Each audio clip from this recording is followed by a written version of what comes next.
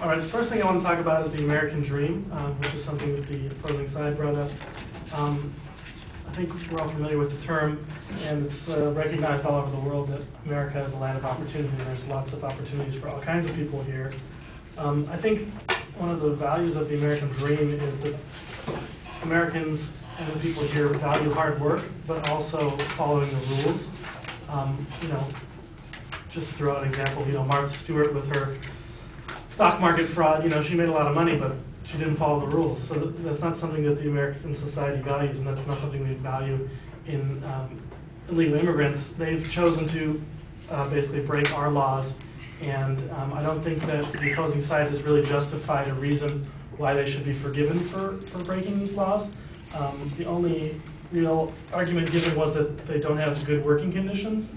I think basically policing the working conditions of all kinds of workers in the United States is being done and is necessary, but granting amnesty to all illegal immigrants just to solve the one problem of working conditions, I don't see the justification for that in his argument.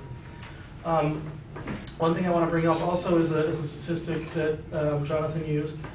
He said that the Center for Immigration Studies cited that if amnesty was given, there would be a net fiscal deficit of $29 billion.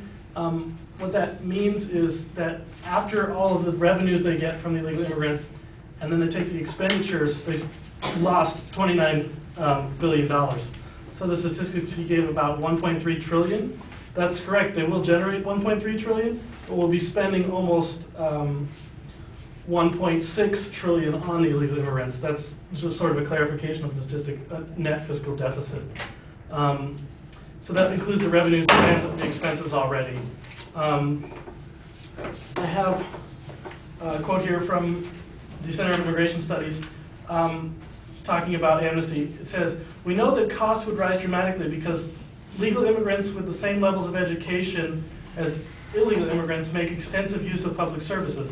Thus, even though we estimate that average tax payments would rise by 77%, we also find that costs would rise 117%. So you can see that there's a definite higher cost associated with amnesty than we'd be getting in tax benefits.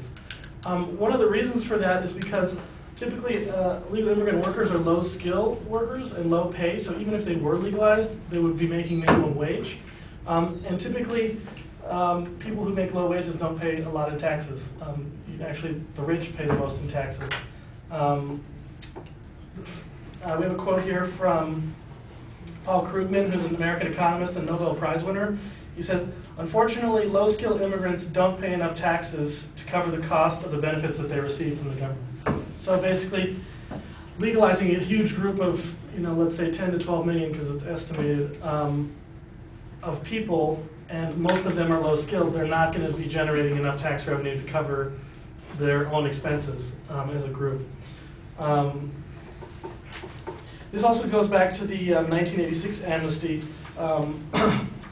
In a report from the Federation for American Immigration Reform titled Amnesty and the Economy by Jack Martin, he explains that experience with the 1986 amnesty demonstrates the falseness of the assertion that adoption of amnesty would transform these low-skilled, low-educational attainment illegal aliens into skilled, educated workers who would be making high wages and therefore paying higher taxes.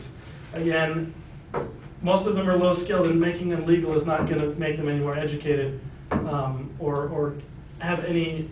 They're still going to be at the bottom of the pay scale.